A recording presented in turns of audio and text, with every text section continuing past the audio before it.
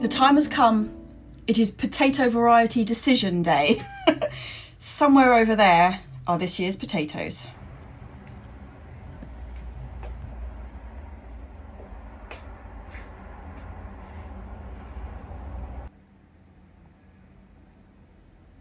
So they always have a fantastic selection of potatoes here, but oddly this year, none of them appear to be labelled whether they're first earlies, second earlies or main crop. Right. That's going to be a bit of phone research, I think. Just trying to remember what we had last year. I should have really looked at that list, shouldn't I? Pretty sure we had Sagitta and it was Kerr's pink, I think. I wonder if they've got Kerr's pink. That was amazing. Oh yeah, fab, they do. We tried this for the first time last year and it was such a good potato. Really, really great flavour and a really distinctive shape, like quite disc-like almost, sort of flattened. Really lovely. Here comes Mum. We have a lot of potatoes.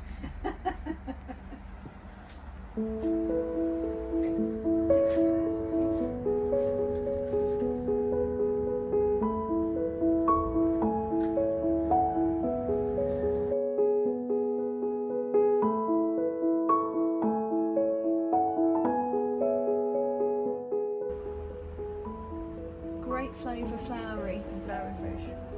One of the finest white kidney shaped mid-season potatoes. Right, mid-season, okay. Should we get that one? Right. Do you think? Yep. Try it, yep. Waxy, so that's flowery. This one, I go British. Yeah, that's flowery. And this is 6 again, aren't we?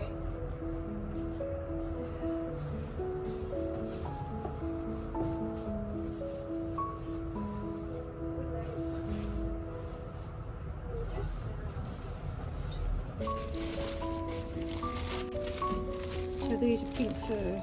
Yeah. And I think they're late, aren't they? Yes, main crop. Mm-hmm.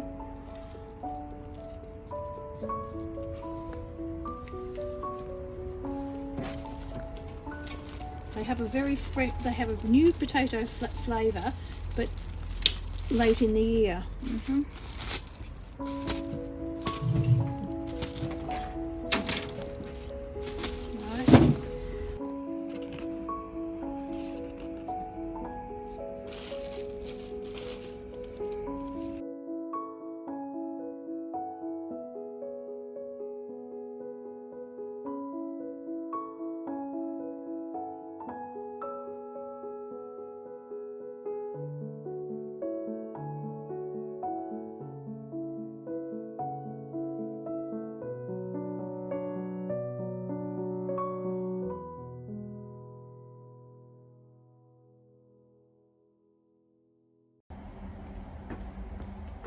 I'm sure Sagitta was one of the best tasting potatoes available.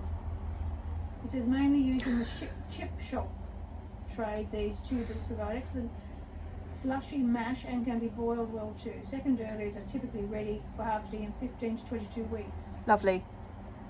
Yep, let's go with that. I was just going to say, I'm sure Sagitta was one of the best ones we had last year. I seem to remember it. That and Kerr's pink.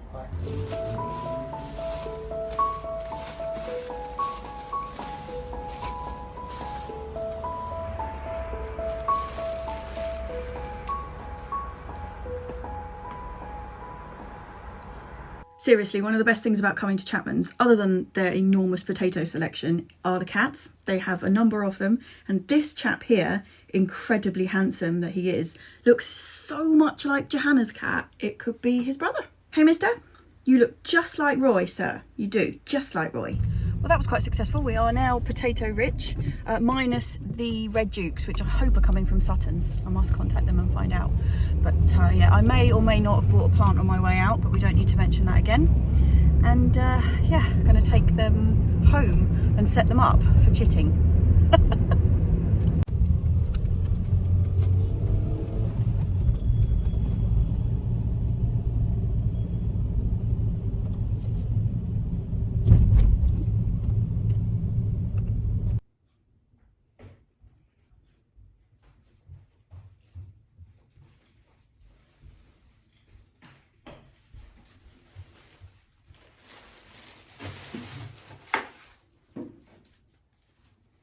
Okay, so which potatoes did we end up going for? We have gone for 2 first earlies. One of them is the Red Duke of York, like I said, that's coming from somewhere else. And the other one we decided to go for was Casablanca, which is a really white, smooth potato. Never grown it before, but when we were looking it up, it had a really good review. Anything that mentions flavour is normally good. And they said this had a great flavour. So we're trying Casablanca this year, and then we've got Red Duke of York, which will be our second first early.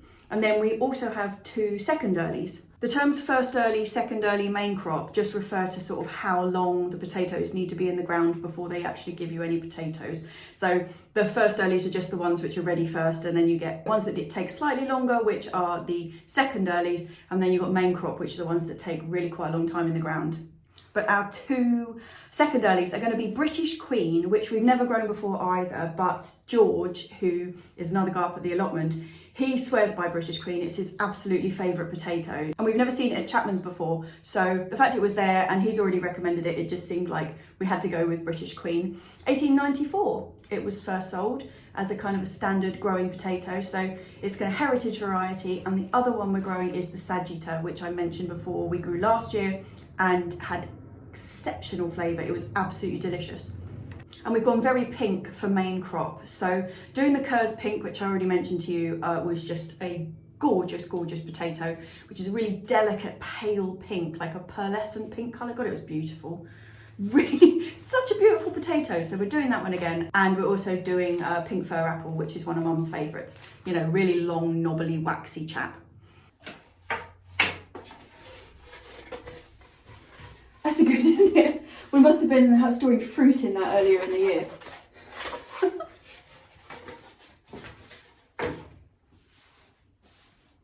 So chitting potatoes just means sticking them somewhere in the light where they can start to sprout, like these chaps here.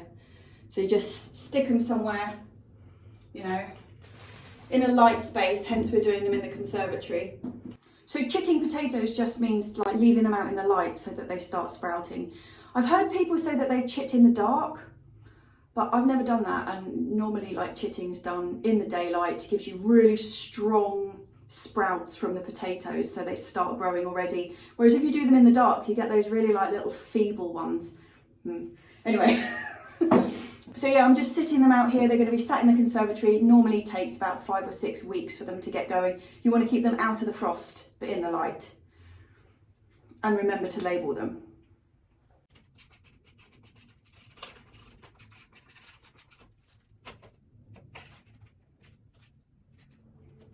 It's normally easiest if you've got egg boxes because you want to like balance them. So like this one, you want to balance it with those eyes on top, and it's much easier in an egg box because you can just like sit them up like that rather than trying to balance them and they don't fall over. But this is the only egg box I've got.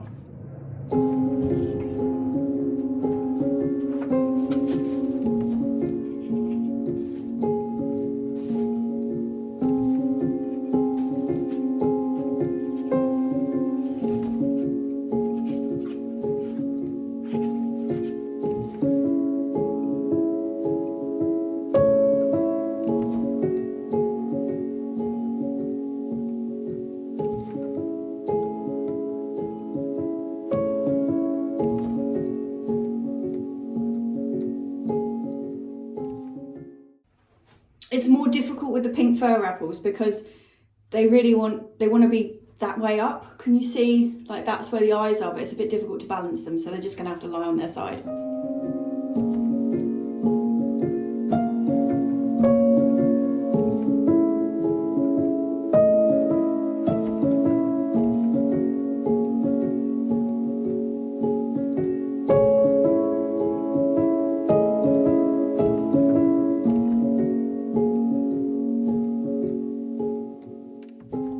Well, for some unknown reason, we appear to have picked up 6 of Kerr's pink fir apple and Sagitta, like we were meant to, because we're going to do puta cag. We're not going to do that. We're going to do 2 per bag. British Queen and Casablanca, we appear to have only bought 5 each, and I have been out to the car to see if they've fallen out in the boot. They haven't. We obviously just didn't pick up enough, so next time we're over there to pick up corn for the girls, we'll have to pick up another 2 of them. Bit daft. So there was 2 potatoes that I want to grow that they didn't have at Chapman's. One of them is Shetland Black. I don't particularly like purple fleshed potatoes, but these were one I grew. Did I grow them last year or the year before? I think it was the year before. And they were absolutely wonderful. The skins were really, really dark purple, like almost black. Really difficult to find in the soil when you were digging them up, because they just looked like stones.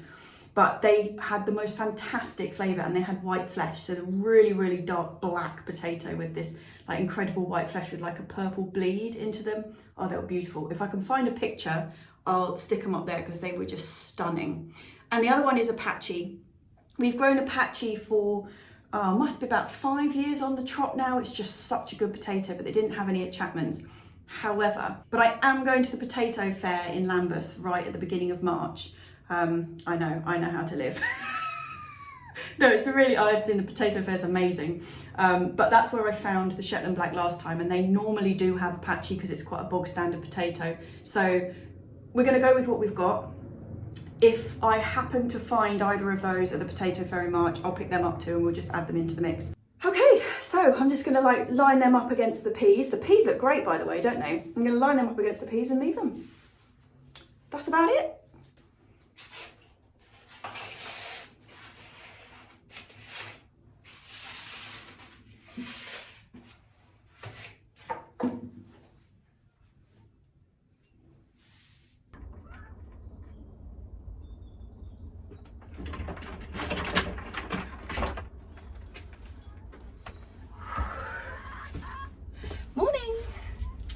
It's a bit windy and blustery today, so not sure what we're going to be doing about the filming. And maybe a little work. I know, girls. I'm going to take you up in a sec. Yeah. They're very impatient to get back up into the fruit cage, so that is the first thing I'm going to do, is just whiz them up to the fruit cage and then tell you what we're doing today. Right, girlies, are you ready?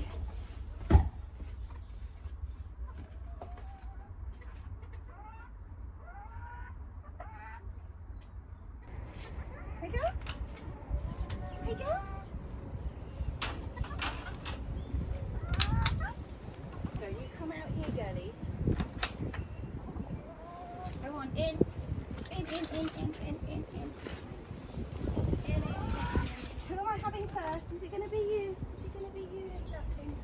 Is it going to be you, my little sausage? It is. Let's go. Fruit cage, baby. Now, you get out of the way. Go on round that side.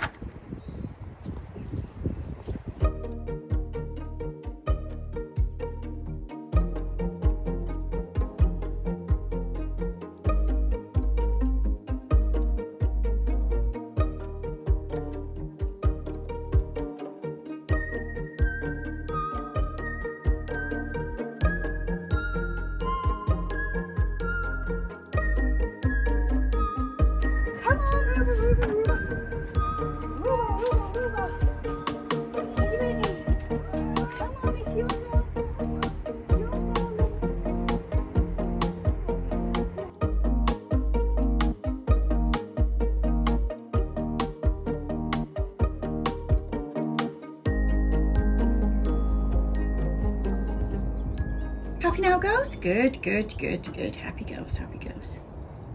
I do fear for the old tree cabbage though. They haven't seemed to have discovered it yet, but I fear when they do, there's not going to be much left.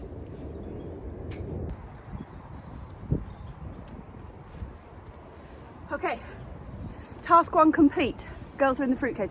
Not sure how much they're going to enjoy it actually, because it's quite windy, so if they start shouting I'll bring them back down again, but yeah, we've got some good things to do today. But I'm going to have to talk to you in the shed because windy, windy, windy. Come on, let's go in the shed.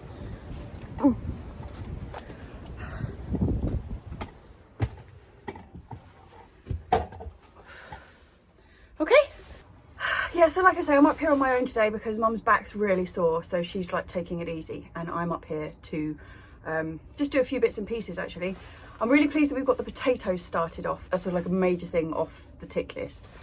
Excellent.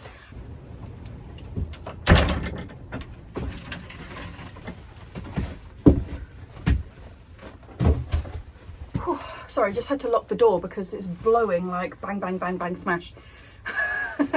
So what was I going to say? Oh yeah, so yesterday we had to go and get some more feed for the girls, and we always buy our feed from Charlotte's Chickens, and on our way there we go past a massive Adrian Hall garden centre. So we nipped in there, and they had a really good deal. I got 2 excellent things from there, but they had a really good deal on bulbs that were supposed to be planted in autumn.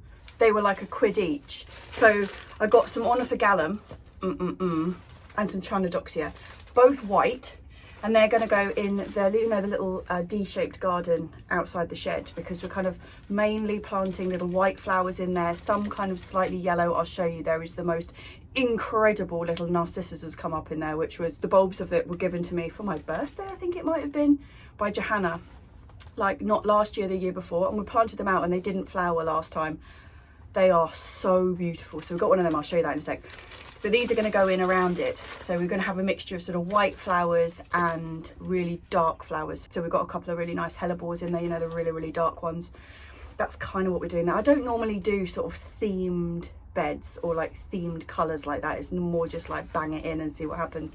But last year we had some little white hyacinths come up in this bed that were kind of by accident. They had been under the shed, but I moved them, didn't realise they were white because all the rest of the ones on this site are blue.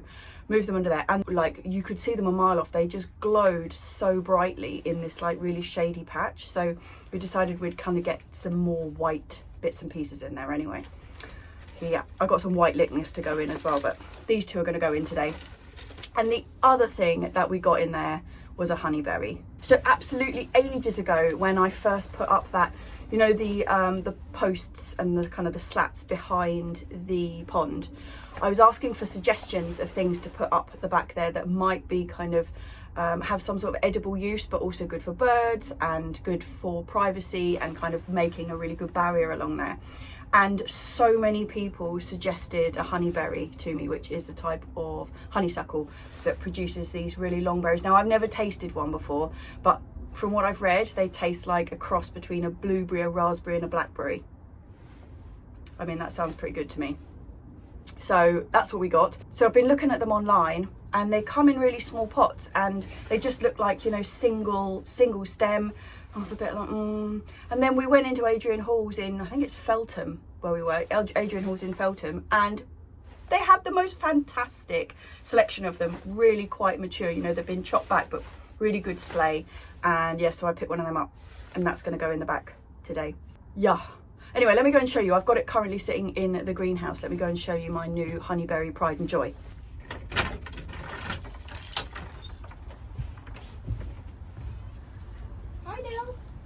Oh, my bubble wrap door covering has fallen down. Pants. But there she is. There she is.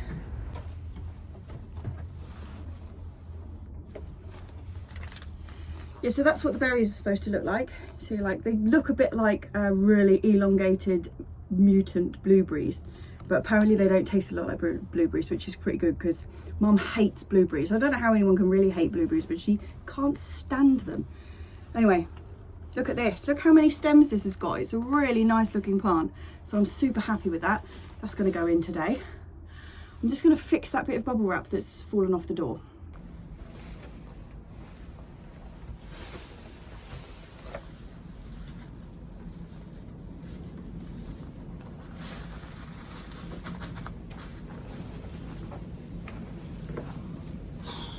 Can you feel how, like, this is a sealed unit supposedly, and it's so windy outside, it's like going with the bubble wrap. Nice. Okay, it does mean, because of the wind, that I'm going to have to be quite limited in what I say to you outdoors, because all you're going to get is from the wind. If the camera doesn't get knocked over like it normally does when it's windy. Right, what am I doing first? I think the first thing I'm going to do is plant the bulbs in the D bed. Let's go.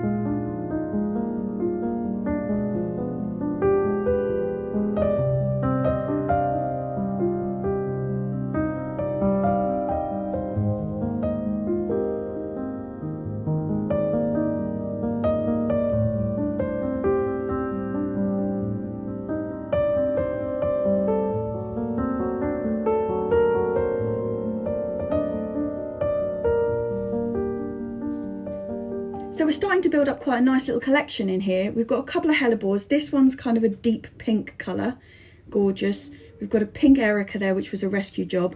Most of these bulbs are rescue jobs and I don't actually know what they are, so it's going to be a bit of a mystery when they come up. But look at this. Look at this piece of absolute joy. It's called Arctic Bells. Oh, I could look at that all day. We've got another little one coming up here. So beautiful. This is a really inky black hellebore, and then obviously we've just got tons of bulbs. That's the white hyacinth coming up in that corner over there. It's going to look really quite lovely when these things start popping up, I think, and also quite a nice surprise because obviously we can't remember what they are. Happy face. Okay, next job. This buddleja needs to come down. Every year I'm chopping this right back to about 30 centimetres off the ground, just taking all of these big single year growth spurts off, which just means that each year it will get to about the same height rather than it turning into some enormous beast on the corner here. I'm taking it down today because I want to get the honeyberry in at the back here somewhere. I know a lot of people consider a buddleja to be a weed, and yeah, I would probably agree, but I really like this one. It's an absolute bog standard buddleja, and as long as you keep on top of them, they're so good for the bees and the butterflies that I just think they're worth having. So we're just going to maintain this one, keep it to a decent size, and hope that it doesn't go mental and take over everything. But last year, honestly, it was so covered in butterflies. I mean, what's not to love about that? It's just gorgeous. And as an added bonus, because each year I'm chopping back the new growth, and the new growth tends to be these really, really strong kind of dominant straight branches that just fire straight up into the sky. Because I'm going to be doing that every year, I can just take them down. I'm going to leave these on top of the compost bin until they kind of dry out a bit, chop off all the leaves, and then I'll be able to use them as bean poles later on. So yeah, double usefulness. The next thing that really needs chopping back here to clear some space though is this blackcurrant sage, which, the smell of it is just incredible. I love it. But I'm worried about chopping it back right now. The reason being that we've got some cold weather coming up and salvias are not incredibly hardy, so I don't really want to chop it back. Also, the weather's turning and now it's not only windy, it's also raining. Fab. Yeah, so I think the honeyberry is going to stay in its pot just for until the end of this week. I really don't want to be chopping the salvia back when we're about to have a cold snap. It needs at least a bit of time to recover. So, and I don't want to plant the honeyberry behind them until I've cleared all that out of the way, because I'm not going to get the spacing right if I just try and jam it in there and I've got like an enormous salvia in my face. That same goes for, we have a really large, and I can't remember what it's called. It's a scabious relative, but it's like a giant one. It's yellow at the back there, and I need to move that across probably to next to the polytunnel. And I also don't want to move that if we're about to have a huge freeze. I just leave it where it is. So I think I'm going to stop that project just there, and yeah, come back to that after we've had the freeze. It's only meant to last like 3 days, but it's at the end of this coming week, and it's silly to start doing stuff. I mean, the buddleja is not going to mind, but the salvia probably would. So no. Right, and also, like I say, it's just starting to rain. So what else have I got left on my to-do for today? Oh, I know. I've got to pick some Kalettes. That's one thing for dinner tonight. And also I've got to find some nice sized square pots for the cucumbers, because you know we're doing the experimental cucumbers, the bob flower dew experimental cucumbers. Well, they're looking really, really good, but they're ready to be potted on now, and I don't have any pots at home with me. So I'll grab some pots from here, pick some Kalettes. Oh, get the chickens back into their house.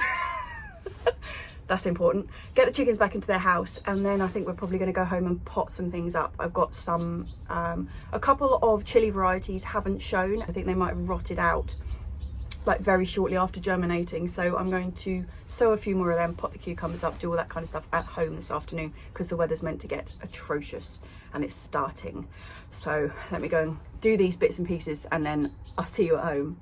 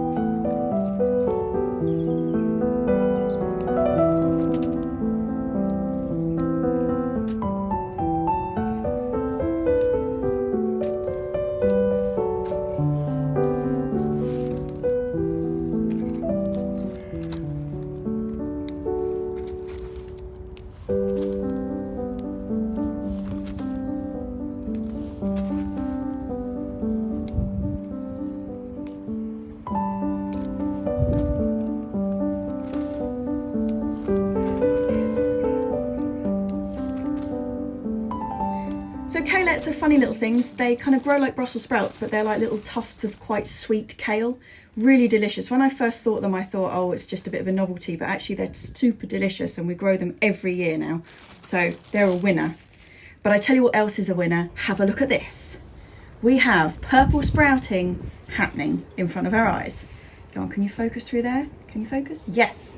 Look at all of those coming. I am just giddy with excitement about that. We didn't get any purple sprouting last year, so this is just a joy. Right, let's get those girls back in.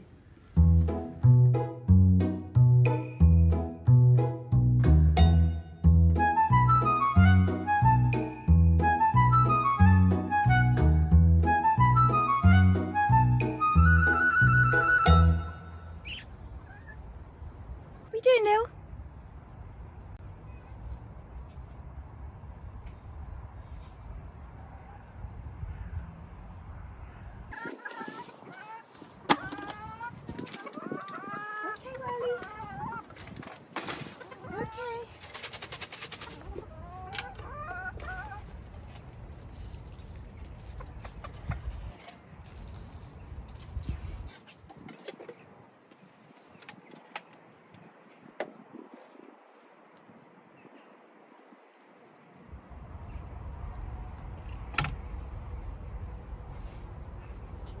Thank you for the eggs, girlies. Good for food? Yeah, got lots of food.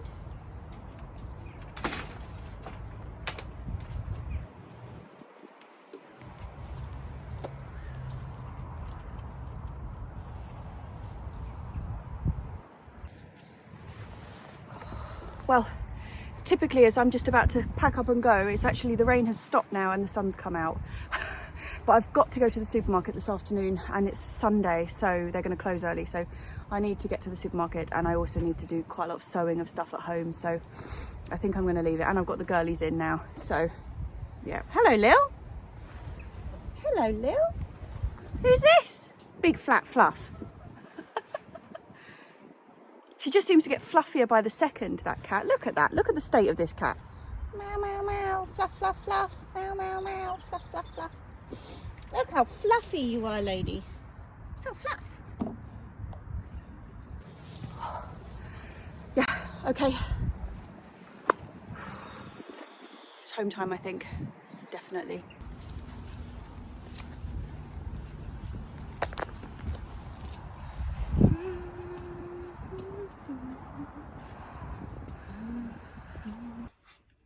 Okay, we have pots and we have cucumbers.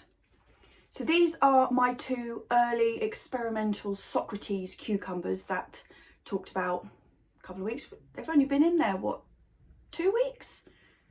They've grown really quickly anyway, and you can see they've got a couple of really good, like, first proper true leaves on there. And I'm going to pot them up because they're in a very shallow pot. They're going into this size pot. Obviously they won't stay in there an enormously long time, but you don't really want to pot up into a huge pot immediately for quite a few reasons. Firstly, the roots will go to the edge and just go round and you'll end up with a big blank space in the middle, rather than if you go up incrementally, they'll go to the edge of the pot and fill, edge of the pot, fill, edge of the pot, fill, so you end up with a better root system. But also I don't have enough space to be plonking them in massive pots at the moment because they have to stay inside and they have to stay under the lights. So it's just going into the next size up pot. And the next question is how deep to plant them in the pots. So theoretically, you should be able to take them up to somewhere under the seed leaves, under these ones. You don't want to go past that point, but theoretically you should be able to go under there. But I have had problems, particularly with really fleshy stem things like cucumbers, courgettes, that sort of thing, with planting them really deep and they've just rotted off. But I think I'm going to try it, considering these are my experimental first ones and I don't want them to get massive really quickly and start trailing all over the place too fast. So I think I'm going to take the gamble and pot them up quite deep, probably not right the way up to the seed leaves, but somewhere about halfway up, which will give them a bit more strength in the pot and kind of reduce their height a bit. That's the plan anyway. Right, let's do that.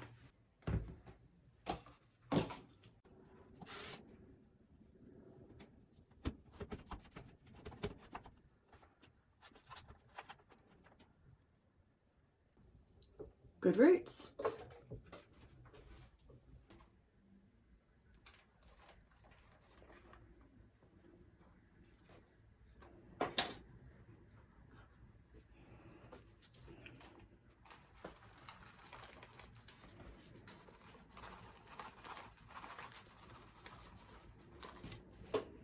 Now, when you are planting them deep, be really careful not to firm in too much to the sides like that.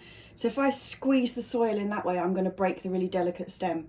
So it's just a case of push down around without putting any pressure in that middle bit. And when you water it, it will close up and we'll go from there. I mean, you want to secure it a little bit so it's not just flopping around, but you don't want to, you know, give it a good old squeeze.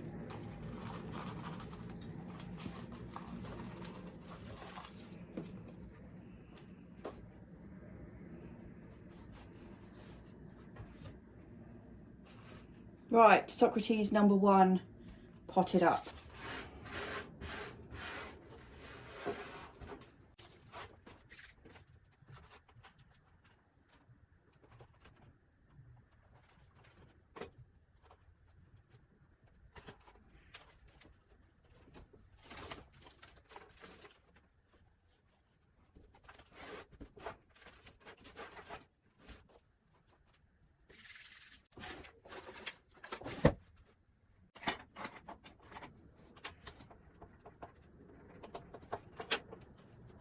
Okay, fantastic. We have 2 cucumbers ready to go back downstairs under the lights. Next thing though, I had 1 tray of chilies that I sowed that nothing came up, or they did start to come up but they rotted off because I made a bit of an error. The heated propagators that I've got downstairs that are the plug-in ones, the one that I had these chilies in, I hadn't realised that the cable had got curled up under one corner and it had tipped the heated propagator, so it was just slightly sloped, and this was the one that was on the far end, and so it got really soggy because all the water flowed down to that end, and so they ended up rotting out, which is a real shame. But one of the advantages of starting these things off really early is if it all goes tits up, you can just start again and it's not too late. So I'm going to sow these 3 again, and they were Thai orange, manzano and black Zulu. You can see this one has come up. Can you see that one? It's been up like that for absolutely ages, and the seed head hasn't come off the top. Now, you know, sometimes when you get the like the leaves come out and then you've got the little seeds still stuck on the outside, and it's just like the most difficult thing to not pinch it off. Well, I'll show you the ones that I've pinched off downstairs.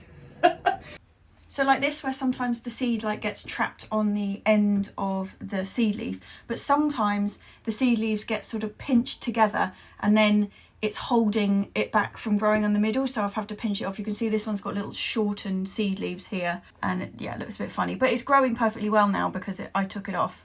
And there's another one over here. You can see it's also got the really short, like stubby leaves, where it should have had those nice long ones. But this one, nothing's happening and the seed leaves aren't coming out. But do I leave it? Do I try and pull that off even though there's no leaves under there? I mean, it has been like that for 2 weeks. It's not coming off on its own. Let me have a look. Well, I've managed to get it off without damaging anything at the top, and it does actually have 2 curled up leaves in there, so actually I'm just going to leave this guy. I can't plant around it and then put it back in the propagator because then that one will rot off, so he's just going to have to be lonely on his own in this tray for a little while. But I mean, it's got potential and I just would feel too bad to not give it a chance, so I better get another tray.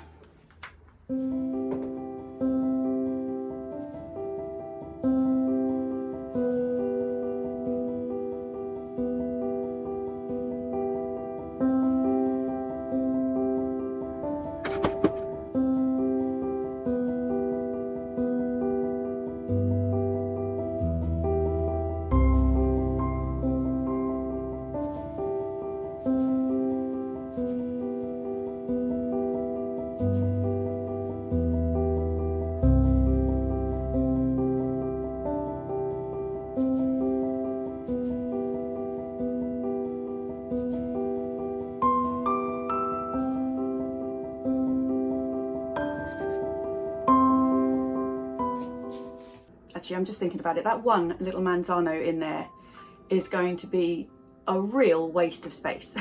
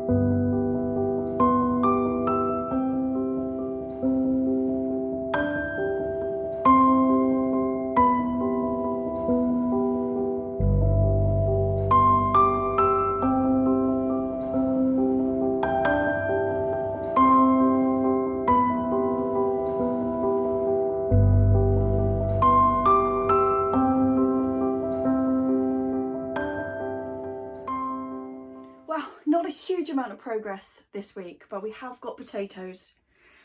Cucumbers are potted up. What else did I do? Chop the buddleja down. That was about it, wasn't it? yeah, a bit of a strange week this one. Time just seemed to completely disappear. Whereas the week before we got masses done. This week, bit suspect, I think. But also the weather wasn't as good. I've got to remind myself that we had a couple of days where it was just grey, cold misery. But so this is Sunday, Monday, Tuesday, Wednesday, like at the end of next week, so like Thursday time, we're going to get a really big cold snap that I mentioned earlier. It's going to be freezing. So that's going to stow us up again. But it's quite nice up there when it's really, really cold.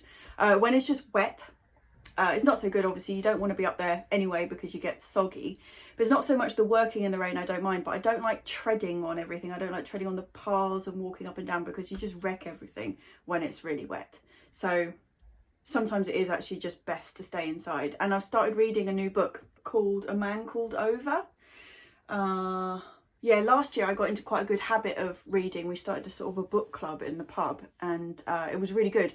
We read a whole load of books, and a lot of them were ones that I wouldn't normally have read, which is really nice. But we've started it up again after having a bit of a break. So yeah, I'm back to reading, which is really nice.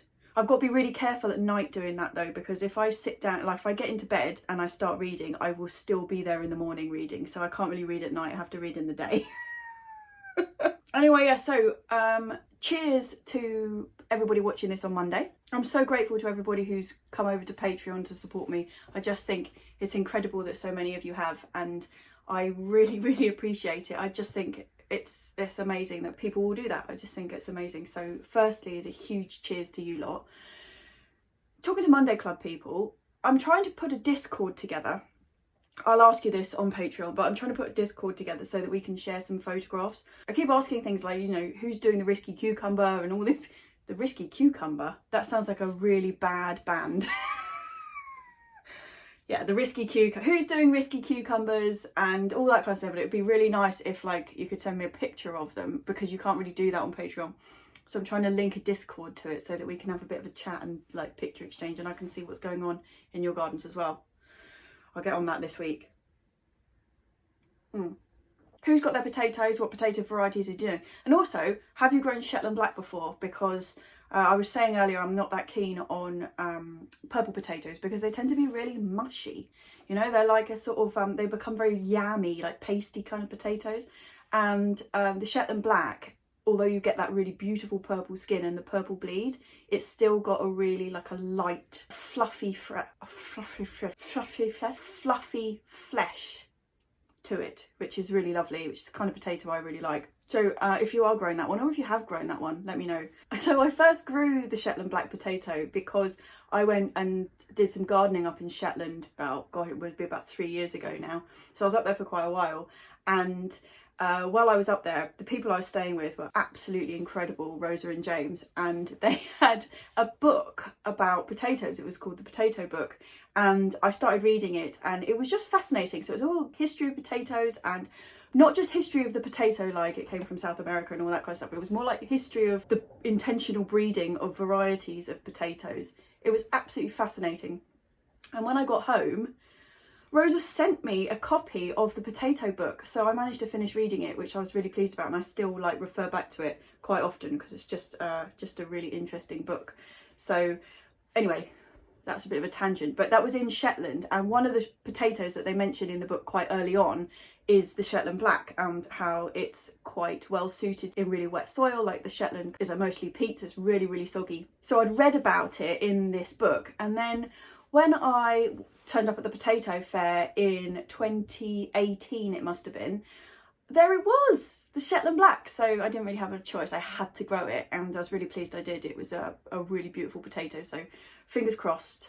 Potato fair this year, beginning of March in Lambeth, if anybody's interested, at the Garden Museum. Do you know where the Garden Museum is? It's yeah, right at the bottom, like right where Lambeth Palace meets Lambeth Bridge. It's just there. Big potato fair.